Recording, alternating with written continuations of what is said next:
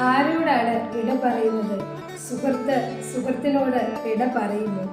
വിട പറയാൻ സാധിക്കുമോ എന്നെങ്കിലും? ഇത് അയ്യപ്പ പണിക്കരുടെ വിട എന്ന് പറയുന്ന കവിതയിലെ ചെറിയ ചില വരികളാണ്.